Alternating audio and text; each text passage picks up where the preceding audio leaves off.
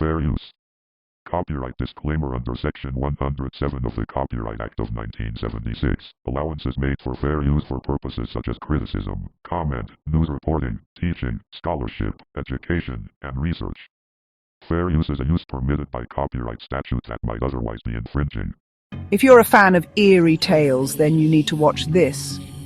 From ghostly whispers in Charleston's alleys to the elusive lizard man of Scape or Swamp, we uncover the creepiest myths and legends of South Carolina. Subscribe now and explore the secrets that lie beneath.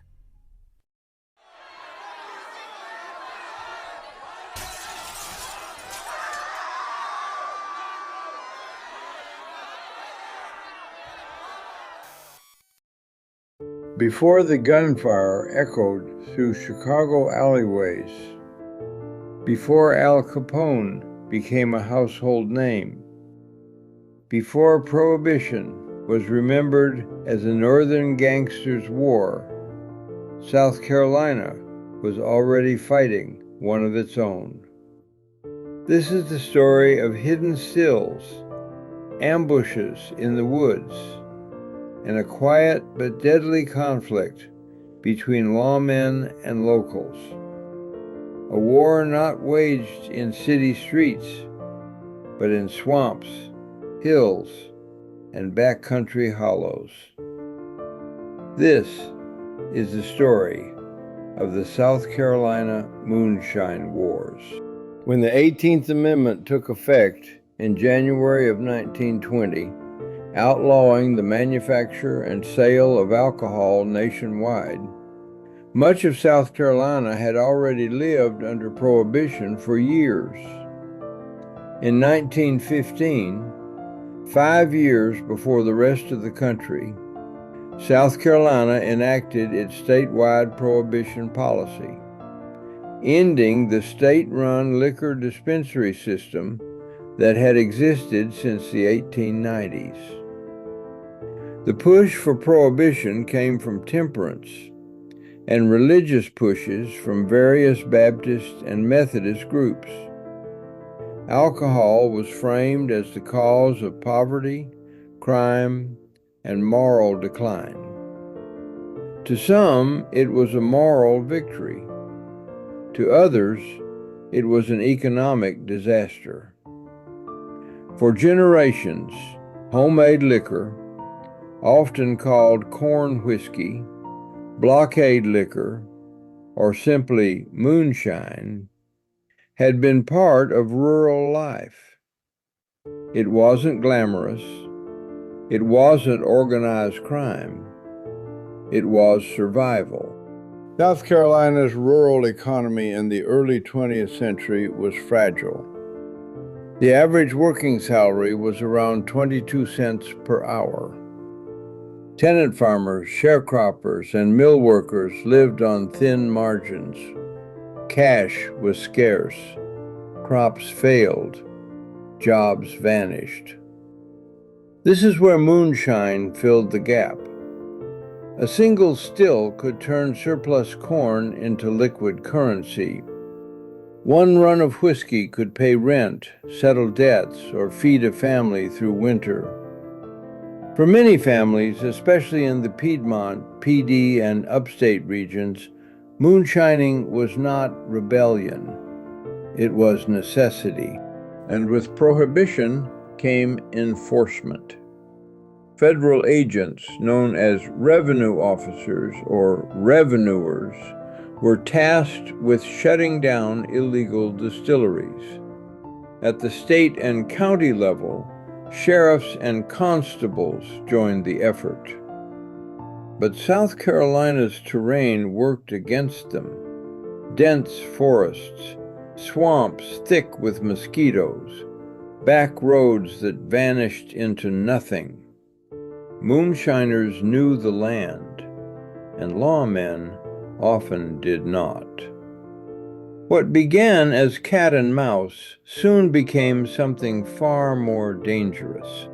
By the early 1920s, enforcing prohibition in South Carolina had become deadly. Revenue agents were ambushed while tracking stills. Sheriffs were fired upon during raids. Moonshiners rigged trails with warning systems, tin cans, tripwires, even lookouts posted in trees. In counties like Oconee, Pickens, Greenville, Chesterfield, and Horry, confrontations escalated rapidly. Gunfire was no longer rare.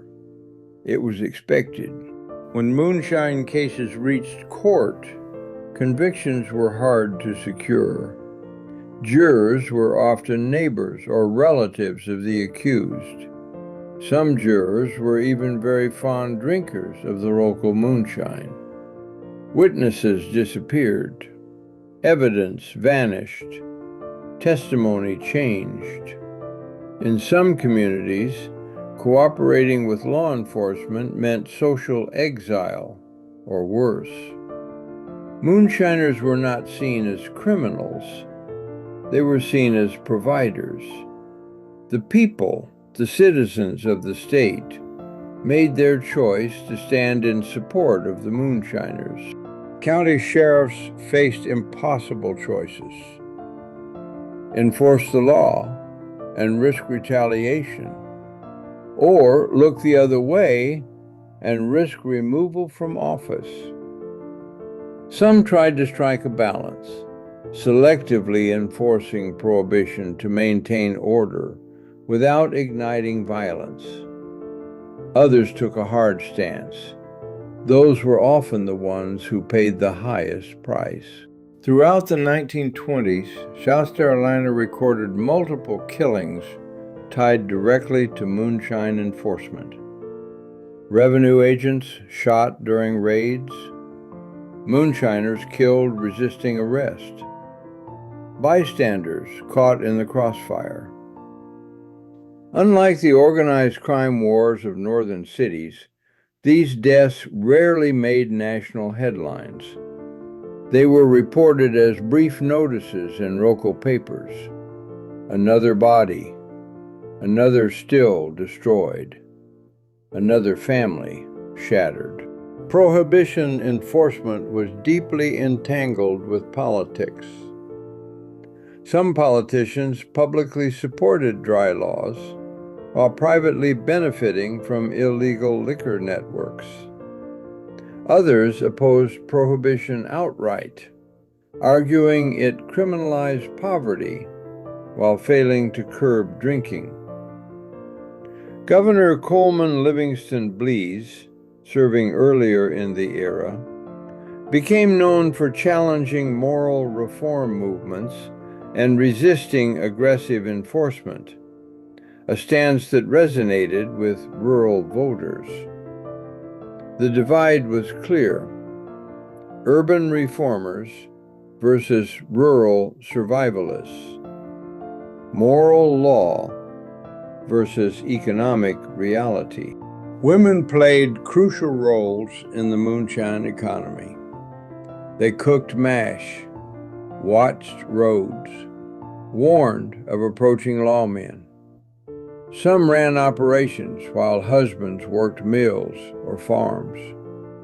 Others sold liquor discreetly from homes or roadside stops. When raids occurred, women were arrested alongside men, often leaving children without caregivers. The war did not spare families. Enforcement of prohibition in South Carolina reflected the racial inequalities of the era. Black moonshiners were more likely to face harsher sentences. White operators often received fines or probation. Despite this, moonshining crossed racial lines. Economic desperation made unlikely allies, and prohibition made everyone a potential criminal. By the mid-1920s, federal authorities increased their presence in South Carolina. Larger task forces, better equipment, more aggressive tactics. Entire still networks were dismantled. But for every still destroyed, another appeared deeper in the woods. The war showed no signs of ending. Despite years of violence, arrests, and raids, alcohol consumption never disappeared. Public opinion began to shift. Prohibition had not ended drinking. It had only driven it underground and made it deadly. By the early 1930s, even former supporters admitted the law had failed. In December 1933, the 21st Amendment repealed Prohibition. For South Carolina, it marked the end of a long and violent chapter. But the damage lingered. Communities remembered the bloodshed. Families remembered the losses. And moonshine, though no longer the same, never fully disappeared. Today, the South Carolina Moonshine Wars are rarely taught. There are no monuments, no famous gangsters, no blockbuster films, yet the legacy remains.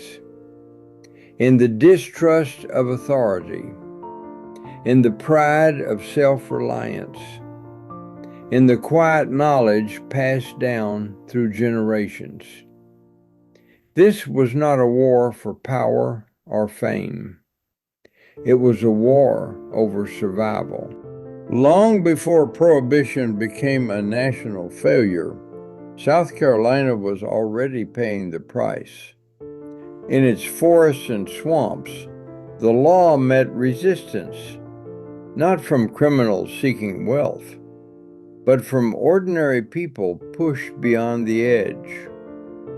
The South Carolina Moonshine Wars remind us of a simple truth.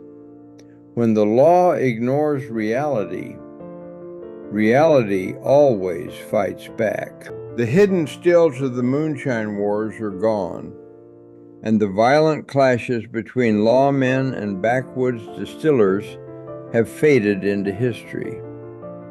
What remains, quietly and legally, is a thriving culture of craft distilling rooted in South Carolina's past. The illicit whiskey once made in secret has given way to licensed distilleries where spirits are now produced openly and responsibly. Today, South Carolina is home to dozens of distilleries crafting bourbon, rye, gin, vodka, rum, and moonshine-inspired spirits. Among the most notable are Firefly Distillery in Charleston, known for its sweet tea vodka and flavored moonshines, Striped Pig Distillery, one of Charleston's pioneering modern distilleries, producing award-winning bourbon, gin, rum, and vodka, and 6 and 20 Distillery in the upstate, recognized for its locally sourced grains and innovative whiskey styles. Other standouts include Palmetto Distillery and Sugar Tit Moonshine Distillery, both offering visitors a direct connection to the state's moonshining heritage, and Dark Corner Distillery in Greenville, which blends traditional Appalachian influence with unique offerings such as absinthe and small batch spirits. Prohibition tried to extinguish distilling in South Carolina, but it never erased the tradition. Today's legal spirits are more than drinks. They are living reminders of a turbulent past, a testament to resilience, and an invitation to taste history in the open light of day. So here's a toast to South Carolina.